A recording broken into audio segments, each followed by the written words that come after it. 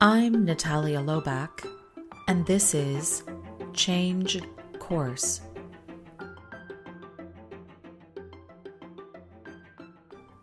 That's a wrap. Oh, that phrase brings back memories. That's a wrap.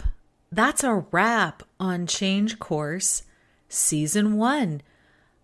I might be just as surprised as you are how quickly this time has gone by. We started Change Course, the podcast, on January 8th of this year, January 8th, 2022, this baby was born. And thank you so much for listening, jumping in, jumping out throughout the year, sending me your questions. I can't tell you how much it means to me. Thank you so much for listening. I know I say that at the end of every episode, but I actually mean it. It means a lot to know that there are people out there who find what I'm sharing helpful. That's just amazing. So thank you. Thank you for listening. You make my day. We're going to be taking a break over the next few weeks and returning in January 7th, actually. So we're still going to be coming out on Tuesdays and starting it up again in the new year. And I can't wait to bring you season 2. There are so many more things that we need to talk about. And one of the most exciting things that we're working on at Connected Change is developing our first change leadership course.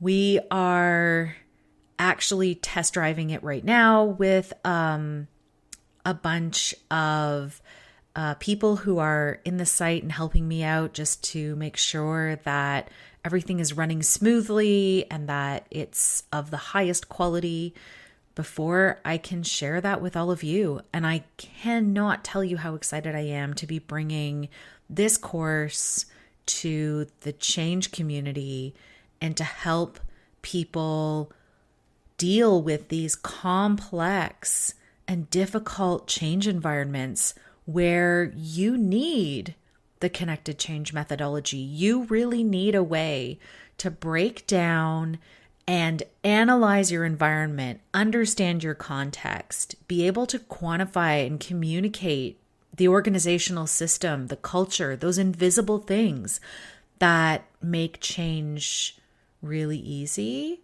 or really hard. So in the new year, we'll be launching our first online instructor-led course, and I can't wait to bring it to you.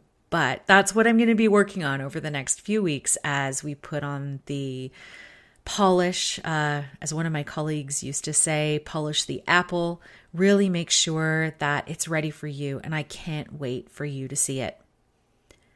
If you have any questions in the meantime, or any thoughts about season 1, or if there are things that you'd like to see in season 2, things that I haven't talked about that you're wondering about, things that you'd like to hear addressed, please let me know. I would love to hear from you. So drop me a voice note on Anchor. You can talk to me through that, or you can send me an email. There's a few different ways to contact me. I'm very active on LinkedIn, so you can find me there. And send me a message, drop me a line, let me know you're listening. Comment on one of the posts I do about the episodes. Ask your questions. I can't wait to hear from you. I'm so excited to address more questions from the community as we start moving into season 2. We're going to be kicking off season 2 with a round the world tour of Connected Change, how it was developed, where it came from, and we are going to start to talk about the 5 elements. Get you acquainted with them, help you understand why they're important.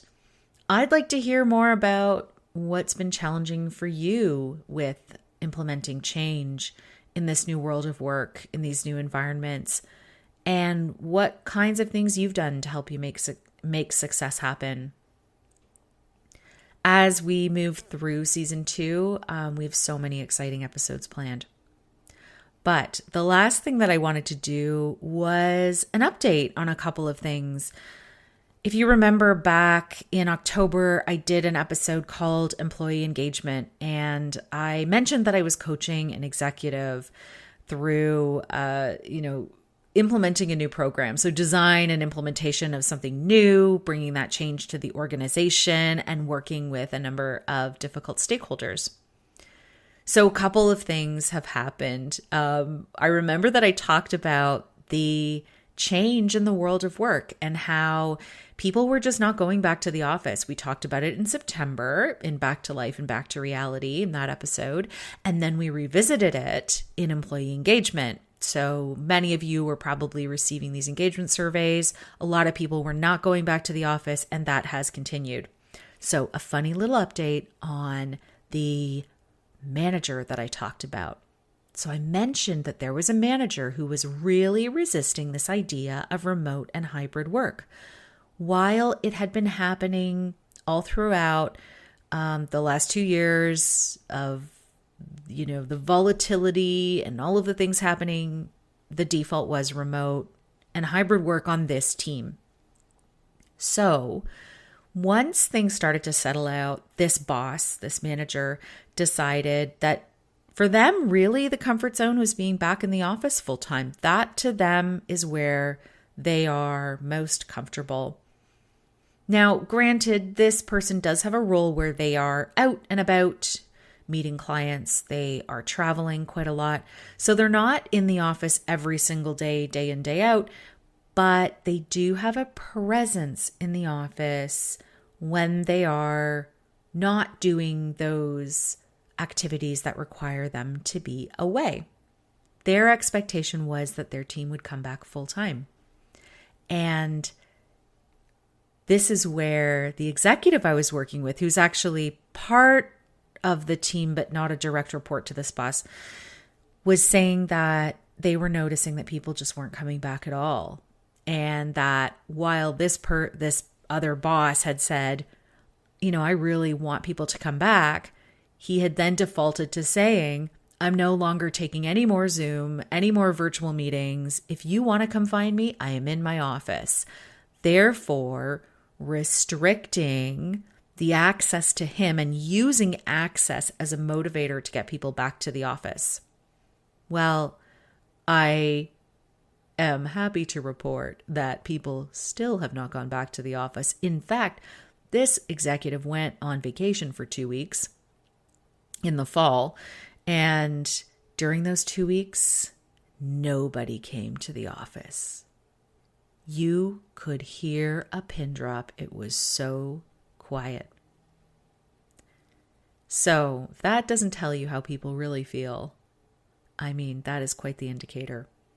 So this executive has returned to the office and is still saying, I'm not taking any virtual meetings, but the team is actually not adhering to that norm. They are being very expedient about the time, the executive's time that they access and how they use it. And they're really doing what's best for them. The organization, it's quite a large, very, very large organization in the tens of thousands of employees. And they originally had a policy saying, thou shalt go back to the office 3 days a week. That policy was implemented in the fall, but hasn't been enforced. So if that gives you another indicator about what is happening, people are just not participating. They're not coming back. And you're seeing a big power shift as well, where we have a staffing shortage. We have a global talent problem. There are just not enough people to fill the vacant positions. There aren't enough people to fill the jobs that we have. Talent is scarce. People are hard to come by right now. People are making decisions that are best for them.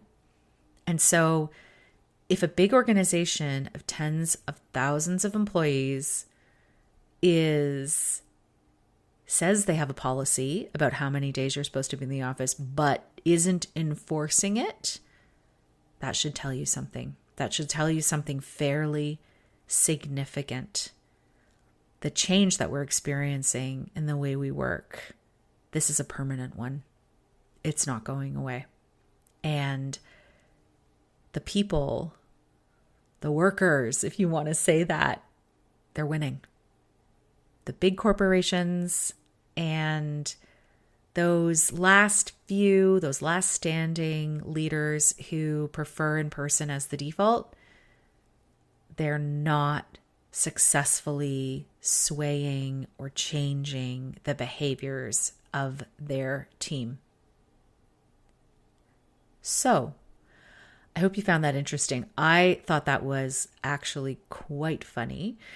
They're still not doing virtual meetings. I will let you know at some point if that changes or sort of when it changes and why. I'll get the executive that I've been working with to do a little bit of digging and try to find out what changed this person's mind or why they changed. And I wouldn't be surprised if this starts to harken back to the episodes that I did earlier this year about the adoption curve and about change influencers and change champions. The episode is called We Are the Champions. It was one of the most popular ones that I did this year. It's an excellent episode. I've had many people tell me that now they finally understand what a change champion is and what it means because of that. So I hope that it's helpful for you. In that episode, I talked about the adoption curve. It's an idea that comes from Rogers. It comes from technology, and it looks at technology adoption and implementation. And you've got your innovators, your early adopters, and then your majority, which is the big chunk of your bell curve. And then you have your laggards. The leaders that are still resisting this big seismic change are laggards. They are digging their heels in. And some of them will come around. Some of them will eventually change until it's a non-issue. But it's a really long time between going from 15% to 5% resistance. 5%, you're going to see attrition from the organization. Attrition meaning people leave. So they say, you know what, I'm just not going to put up with this. I'm going to leave. That 5% will happen naturally. Either people will go find new jobs or they'll retire out of the workforce. But that sort of there's that 10% that's sort of in that laggard group that do eventually, because of the various other things that I've discussed, like social norms, power, all of that stuff, group dynamics, where I talked about Kurt Lewin. Because of those factors, because of those human factors, sometimes those laggards, even though it takes them a year or longer to adjust, they do eventually. And it's not without pain and it's not without complaining, but it happens. And I'll be interested to see what this executive does and when they change their mind and what point it's at. So I will provide you updates as I hear more information and as time goes on.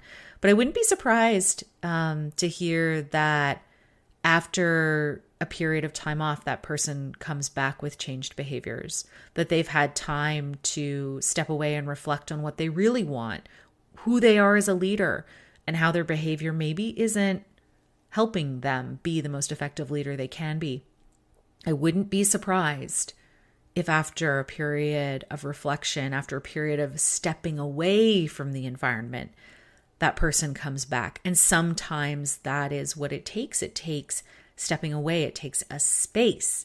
It takes leaving that open space, taking the foot off the gas, so to speak, to get a little space in there to really think and reflect on what we want and how we want to lead and who we want to be. And when you return to the environment, you decide to change.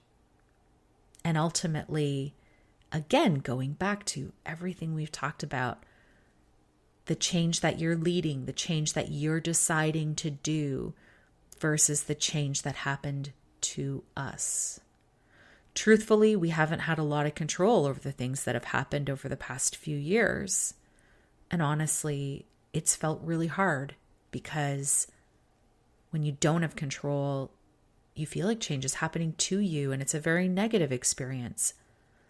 But sometimes we can change the way we feel about things with that space and that grace to reflect on who we are and where we're going and what we want. So with that, we're going to close off season 1. Thank you so much for being here with me on this journey. And I will see you in January 2023 to kick off season 2.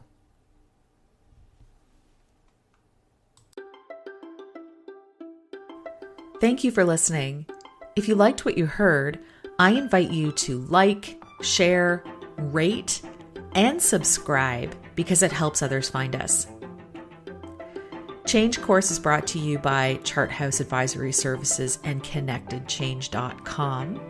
Our music is Levity by Emily Clausen. Show notes have moved. We're now at ConnectedChange.com.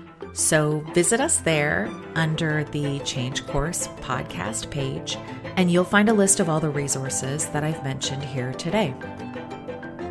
While you're visiting us, sign up for the Change Navigator newsletter.